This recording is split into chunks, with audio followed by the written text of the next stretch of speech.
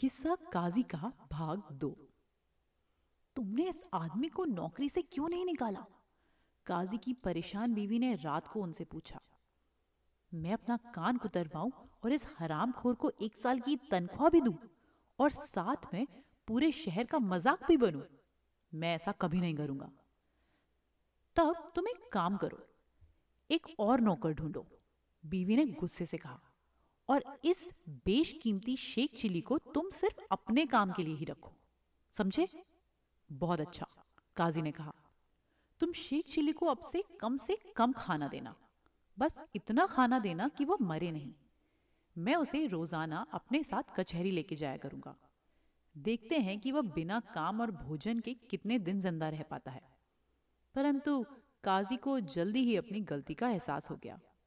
शेख कचहरी के बाहर बैठे बैठे दिन में सपने देखता था या फिर और लोगों से गप्पे लगाने में काफी खुश था। जब लोगों को यह पता चला कि उसे इतना कम खाना मिलता है, तो लोगों ने खुद उसे अपना भोजन देना शुरू कर दिया। एक दिन काजी की पत्नी ने नए नौकर के साथ कचहरी में काजी के लिए एक संदेश भेजा। उन्हें आटा खरीदने के लिए तुरंत कुछ पैसों की जरूरत थी। दरबार ने नौकर को कचहरी के अंदर घुसने नहीं दिया। मैं तुम्हारी मदद करूंगा, शेख ने कहा। वो कचहरी के दरवाजे पर खड़ा होकर चिल्लाया, सरकार, घर में ना तो पैसे हैं और ना ही आटा, आप जल्दी कुछ करें। काजी को यह सुनकर बहुत शर्म आई। बेवकूफ, उन्होंने बाद में शेख को डांटा। खबरदार, जो आज से तुमने दोबारा कचहरी में इस तरह का अड़ंगा लगाया। कुछ दिनों बाद काजी के घर में आग लग गई। बेगम का नया नौकर दौड़ता हुआ कचहरी में काजी को इस सूचना देने के लिए आया। तुम घर जाकर मदद करो, शेख ने उससे कहा। मैं काजी साहब को इसके बारे में बता दूंगा। क्योंकि शेख को कचहरी के समय काजी साहब के काम में अड़ंगा डालने के लिए सख्त मनाही थी, इसलिए वो शाम तक धैर्य से इंतजार करता रहा। तब तक काजी को आधे से ज्यादा घर तो जलकर राख हो चुका था। काजी की पत्नी एक रईस व्यावसायिक परिवार की थी। काजी ने घर को दोबारा बनाने के लिए कर्ज की मांग के लिए अपने ससुराल जाने की ठानी। उन्होंने शैतानी से दूर रखने के लिए शेख चिली को भी घोड़े पर अपने साथ ले लिया। काजी की ससुराल कोई 50 मील दूर होगी। बीच में काजी को दस्त लगे और उन्हें शौच के लिए जंगल में जाना पड़ा। तभी सड़क पर से एक काफिला गुजरा, तो शेख चिल्ली को ही घोड़े का असली मालिक समझ बैठे। हम तुम्हें इस घोड़े के लिए 200 रुपए देंगे, उन्होंने उससे कहा। क्या तुम इतने में उसे बेचोगे? हाँ, शेख ने कहा। उसने पैसों को रखा और घोड़े की थोड़ी सी पूंछ काटी और फिर जमीन में एक गड्ढा करके उसने पूंछ के बालों को उसमें गाड़ दिया। सरकार, जरा जल्दी कीजिए, वो काजी को आते देखकर जोर से चिल्लाया। अभी अभी घोड़े को खींचकर इस चूहे के बिल में ले जाया गया है। अगर आप मेरी मदद करेंगे तो हम उसे खींचकर बाहर निकाल देंगे। काजी को कुछ समझ नहीं आया, फिर भी वो शेख को पकड़े रहे और शेख जमीन में गड़ी घोड़े की पूंछ को खींचता रहा। अंत में पूंछ बाहर निकल आई, परंतु शेख और काजी दोनों धड़ाम से जमीन पर जाकर गिरे। चूहे हमसे ताकतवर निकले, सरकार, शेख ने दुखी अंदाज में कहा। घोड़ा सीधा जमीन के अंदर चला गया है। अब हमें उसे बाहर निकालने के लिए फावड़ों के साथ खुदाई करने वाले ताकतवर लोग चाहिए होंगे। तुम ये क्या बकवास बक रहे हो, बेवकूफ, काजी गुस्से में चिल्लाए। भला एक घोड़ा किसी चूहे के बिल में कैसे घुस सकता है, नमक हराम? जल्दी से बताओ कि तुमने मेरे घोड़े का क्या किया है। घोड़ा कहीं खो गया है या तुमने उसे बेच डाला है? अब हम आगे का सफर कैसे करेंगे, पैदल? सरकार, पास ही में एक गांव है जहां से आपको एक नया घोड़ा मिल सकता है, शेख ने कहा। एक घोड़े की गुम हो जाने से आप जैसे रईस आदमी को क्या ही फर्क पड़ेगा। बड़बड़ाते हुए काजी ने अगले गांव में एक और घोड़ा खरीदा और उसे एक पल के लिए भी अपनी आंखों से ओझल नहीं होने दिया। उन्होंने खुद तो घोड़े पर बैठकर यात्रा की और शेख को पहला घोड़ा खोने की सजा देने के लिए पैदल दौड़ाया। रात को वे एक सराय में रुके। काजी ने वहां खाना खाया और उसके बाद शेख की ओर कुछ सूखी रोटी फेंकते हुए कहा, तुम रात भर उस घोड़े के साथ ही रहना।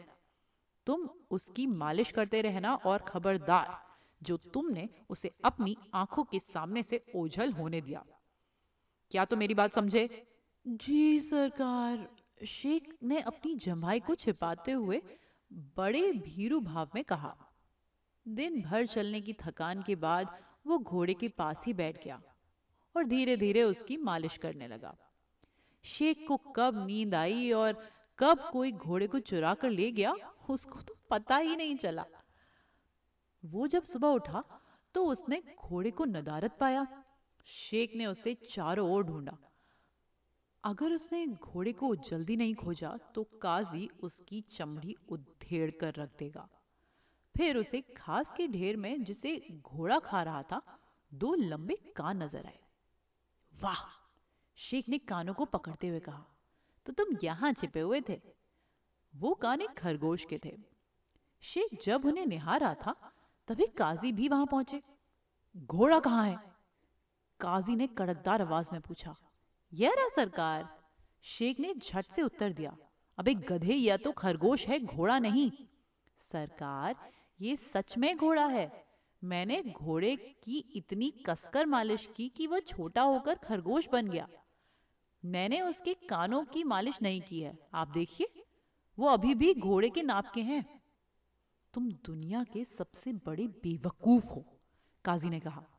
यह कहते हुए काजी की आवाज गुस्से से लड़खड़ाने लगी। और मैं दुनिया का दूसरा सबसे बड़ा बेवकूफ हूं कि मैंने तुम्हें नौकरी पर रखा। चलो अब तैयार हो, क्योंकि अब चलने का वक्त हो गया है। वो बाकी रास्ते पैदल ही चलकर गए।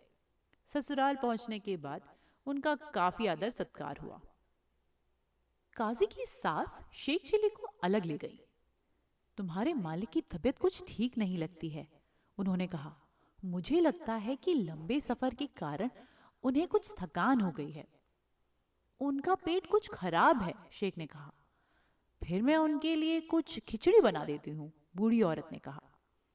पर आप उसे खूब चटपटा बनाएं, शेख ने कहा। उन्हें चटपटा खाना बहुत पसंद है। रात को भोजन के समय शेख चिल्ली को सबसे स्वादिष्ट बिरयानी, मटन करी, सब्जियां और खीर परोसी गई और काजी को केवल 1 कटोरा भर मसालेदार खिचड़ी ही खाने को मिली। काजी को इतनी भूख लगी थी कि वह सब खिचड़ी खा गए। रात को उनके पेट में दर्द हुआ और उन्हें तुरंत शौच के लिए जाना पड़ा। मुझे बाहर जाना है, उन्होंने शेख को उठाया। तुम भी मेरे साथ चलो। सरकार, शेख ने नींद में कहा, वहां कोने में एक मिट्टी का मटका रखा है, आप उसका प्रयोग क्यों नहीं करते? सुबह को उसे खाली कर देंगे। काजी को रात में कई बार शौच जाना पड़ा। सुबह तक वो मटका आधा भर चुका था। इसे बाहर फेंक कर आओ, उन्होंने शेख को आदेश दिया। मैं यह काम नहीं करूंगा, शेख ने कहा। मैं मेहतर नहीं हूं। काजी को कुछ समझ नहीं आया। गुस्से में आकर उन्होंने मटका उठाया और उस जंगल में फेंकने चले गए। उनका साला उनके पीछे पीछे दौड़ता हुआ गया।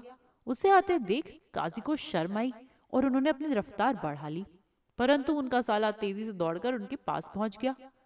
भाईजान, आप अपने सिर पर ये बोझा क्यों लादे हुए हैं? लाइए, मैं आपकी मदद कर देता हूँ। नहीं नहीं, काजी ने विरोध किया। नहीं, ठीक है।